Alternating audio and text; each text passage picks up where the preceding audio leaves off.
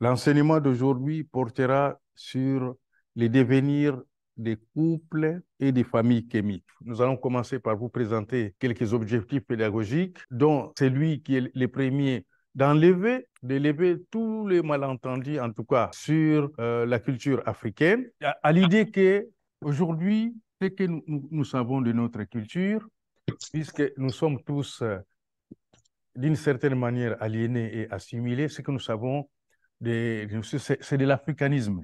C'est-à-dire que c'est une connaissance étrangère de notre propre culture. Deuxième problème, aider à comprendre ce qui est en jeu dans la crise sociale et je veux dire surtout familiale que connaît la communauté africaine. Et cela aussi apporter quelques concepts, je dirais, j'ai l'habitude de dire quelques concepts parfaits en langue bantoue. Ça, c'est pour faire de telle sorte qu'il n'y ait plus de doute. À cette idée, donc, je vais faire ce que nous appelons la conceptiologie africaine. Alors, pourquoi les objectifs pédagogiques se présentent ici? Nous pensons à cette étape des enseignements prévus pour l'année 2023 qui est en train de finir, que la majorité de ceux qui discutent de la culture africaine parlent plutôt de la culture occidentale ou orientale que de la culture africaine elle-même. C'est-à-dire que les Africains abordent leurs problèmes en passant par des théories et des approches, des méthodologies qui ne convergent pas, qui n'aident pas, qui ne les aident pas à comprendre leur situation et leurs problèmes. Et à cause de cela, donc, on ne peut pas arriver à trouver des solutions à des problèmes qu'on ne comprend pas ou à des problèmes qui n'existent pas. Je citerai même ce que mon père Obenga appelle souvent les futilités. Il y a des débats, beaucoup de grands débats qui occupent les Africains sur cette question des couples et des familles, des débats qui sont des futilités plutôt. Et donc, voilà. Donc, objectif, lever les malentendus sur la culture africaine, sortir de l'approche africaniste de la culture africaine pour que chacun puisse comprendre, selon ses connaissances en tout cas, ce qu'il appelle ses connaissances, ce qui est bon et ce qui ne l'est pas. Je veux rappeler ici que Cheikh Anta Diop lui-même disait que la situation de l'Afrique est une situation particulière qui demande beaucoup de connaissances et qui ne doit pas être connue partiellement. Si la situation aujourd'hui, c'est laquelle? C'est que chacun de nous connaît une partie. Hein? Nous connaissons chacun une petite partie, une petite portion de la culture africaine. Et cela ne nous aide pas à avancer. Nous devons avoir une connaissance globale, en tout cas holistique, une connaissance la plus attendue possible lorsque nous voulons être des acteurs du changement de la situation actuelle de l'Afrique. Et donc, il y a plusieurs malentendus sur la culture africaine. Qu'est-ce que ça veut dire malentendu? Nous pensons que ce que nous disons est vrai. Et les malentendus viennent à ce que si on dit, par exemple, que tous les Africains sont pauvres. Du coup, c'est un malentendu, puisque l'Afrique est le continent le plus riche. Ça sort, c'est un malentendu sur la question de la richesse ou de la pauvreté. Aussi, je voudrais dire que lorsque nous traitons les problèmes de l'Afrique, nous les traitons avec des concepts qui viennent des langues éloignées des familles linguistiques africaines. Vous savez, les langues aussi ont leurs familles. Et lorsque on pense dans une langue éloignée, lorsqu'on étudie les peuples ici, de manière rigoureuse, les études européennes sont des études sérieuses. Pourquoi? Parce que les sociétés européennes sont étudiées avec les langues européennes. Or, les problèmes, c'est que les questions, les problèmes africains sont abordés avec des langues étrangères. Il n'y a pas de concordance conceptuelle. Donc, comme on dit, l'africanisme noie la connaissance de l'Afrique. Pour cela, nous avons commencé à travailler sur une idée des sciences africaines appelée conceptiologie africaine. Pourquoi? Parce que nous nous rendons compte que les concepts les plus importants utilisés pour parler de l'Afrique ne reflètent pas la situation, ne permettent pas de comprendre, de refléter la situation ou les réalités de l'Afrique. Dans cet enseignement, chaque fois que nous aborderons une question, nous l'aborderons en donnant des concepts parfaits, des concepts africains. Et lorsque nous disons ceci, lorsque nous étudions un problème africain et que nous manquons des concepts des langues africaines pour dire ces choses-là, c'est que ce débat est faux. À l'exemple du débat sur les couples, le terme couple lui-même fait débat parce qu'on ne les trouve pas en langue africaine. Les termes, par exemple, polygamie ou monogamie, et puis tout ce qui est associé à ça, il n'y a pas de terme africain pour le dire. Et donc, la difficulté, lorsqu'on manque des termes africains pour les dire, vous voyez, quand les débats tombent dans les mains, comme aujourd'hui, des afroféministes, lorsqu'on tombe, les débats tombent dans les mains de ces personnes qui n'ont pas des concepts africains pour dire les choses, eh bien, il y a non seulement des malentendus, il y a la confusion, mais aussi ça crée des conflits. Il y a beaucoup de conflits de logique qui sont liés au fait que les personnes qui parlent ont des difficultés déjà dans les langues européennes, mais ont aussi des difficultés de penser dans les langues africaines. Et donc, dans les deux cas, nous sommes dans une situation qui est difficile. Donc, nous voudrons aujourd'hui, dans cet exposé, passer d'abord par ces choses avant d'entrer dans les buts du sujet. Il était nécessaire d'attirer l'attention de notre auditoire sur le fait qu'on ne peut pas parler de l'Afrique avec des concepts étrangers. On ne le fait pas pour les autres études. Hein.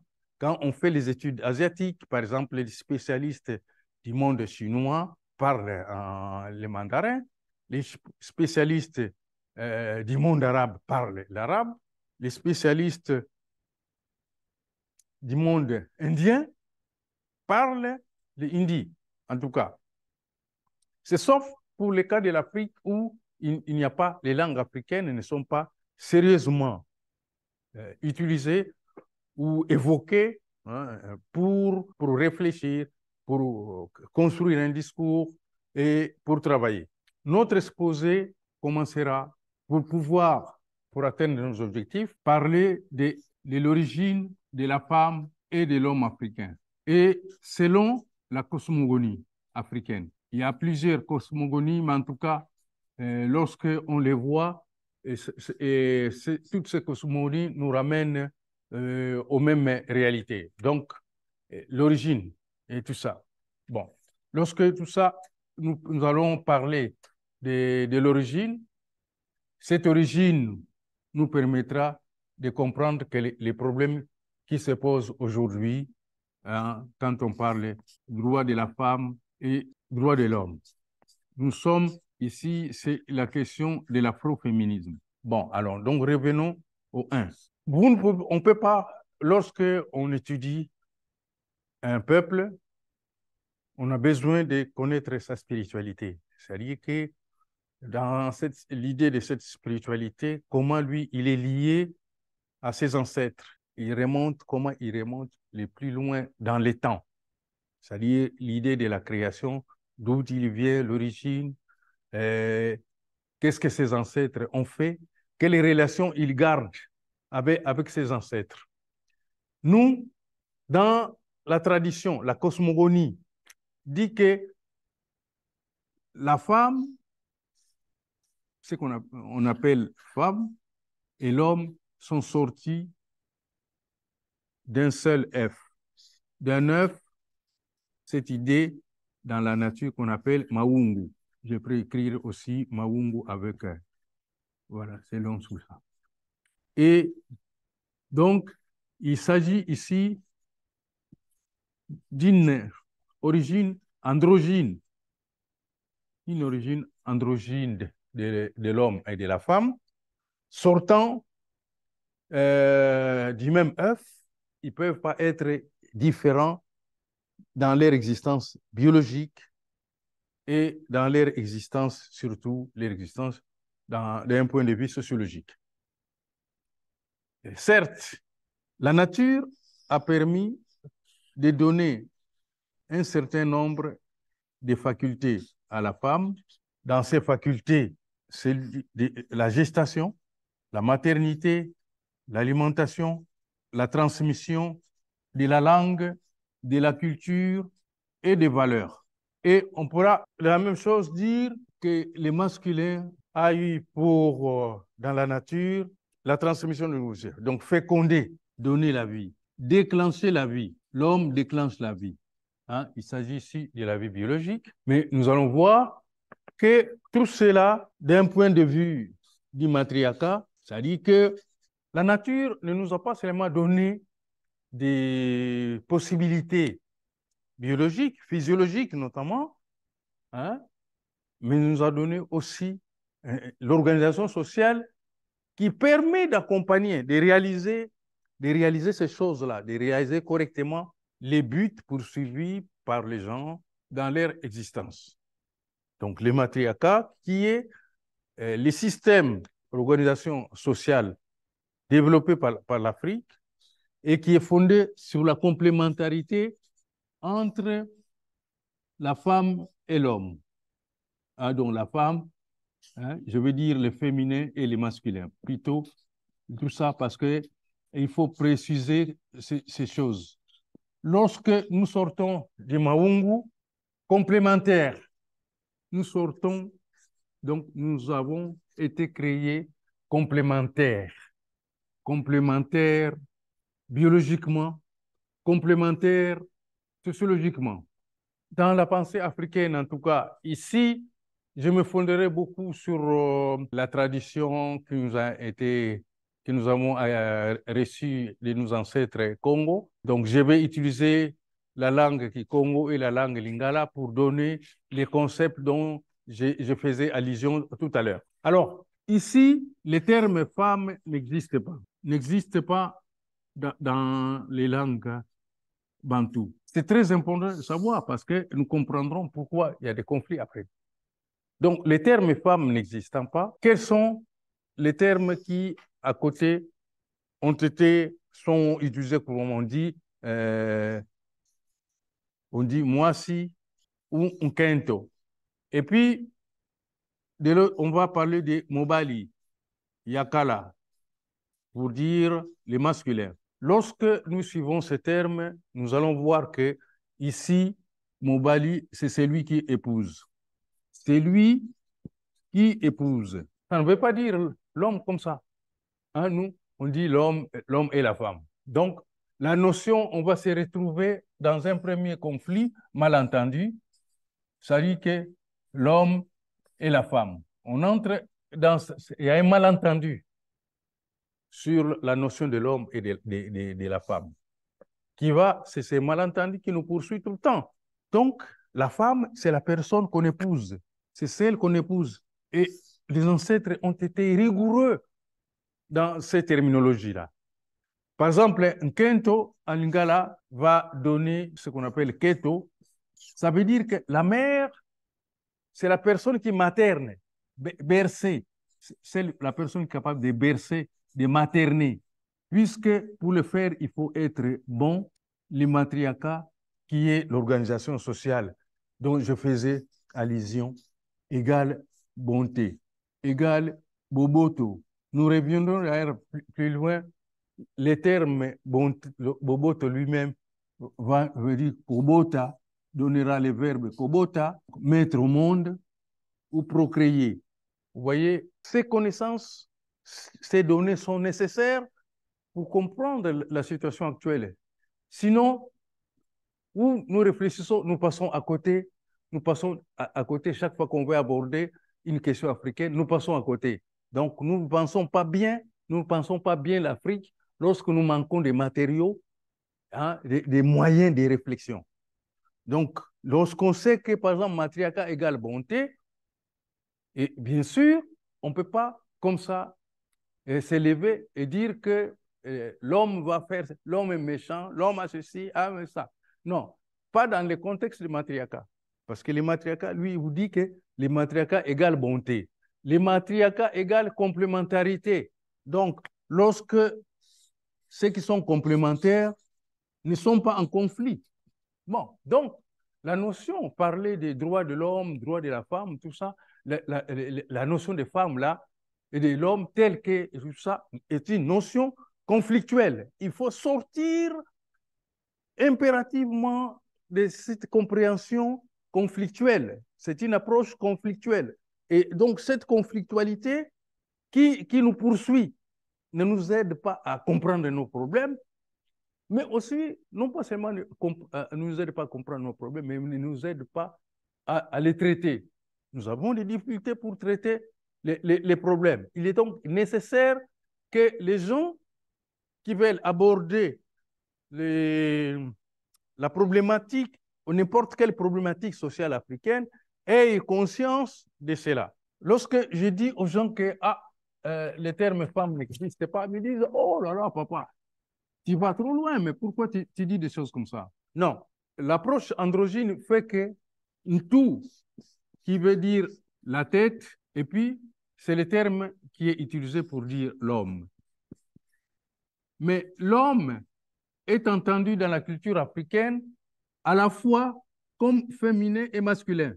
Donc, chaque fois, on va dire l'homme masculin et l'homme féminin. Donc, je vais dire Muntu ya mwasi, Muntu ya mobali. J'ai dit l'homme, et c'est comme ça en langue africaine. On donne d'abord le nom de l'être, cet être-là. L'être masculin, l'être féminin. Donc, ça vous empêche de prendre le nom homme comme les gens de sexe masculin. Non, homme, Muntu, n'est pas un être de sexe masculin. Muntu est à la fois l'être de sexe masculin et du sexe féminin. À partir de ce moment ici, lorsque nous savons que la femme est égale à l'homme, nous mettons fin à toute forme de conflit, de conflit sexuel qui va aboutir à des conflits conjugaux. Lorsqu'il y a un conflit entre l'homme et tout ça, du point de vue conceptuel, c'est fini. On va arriver au conflit, au genre de conflit contenant maintenant. Donc, la conceptiologie africaine, donc cette étude, les concepts, nous montre qu'il y a une égalité entre l'homme et la femme. Ce n'est pas une égalité, c'est une complémentarité. Donc, la notion d'égalité elle-même est une notion conflictuelle. Parce que ça supposerait que biologiquement, en tout cas sexuellement, un homme est égal à une femme. Non, il y a complémentarité. Et c'est pour cela que aucun homme ne peut se développer sans femme et aucune femme ne peut se développer sans homme. Bon, donc une fois que cette question abordée, nous entrons dans les sujets d'aujourd'hui avec une présentation que nous avons voulu être ceci. Les temps historiques, parce qu'on ne peut pas comprendre ce qui se passe aujourd'hui sans comprendre comment ça a commencé. Il y aura les passés présentés comme l'histoire, la période historique. Il y a les présents et puis les futurs. Nous allons développer notre exposé en nous mettant dans les passés, dans les présents et pour arriver donc à venir et surtout devenir. Nous passerons de l'avenir au devenir. La notion de devenir est celle qui est la plus importante dans notre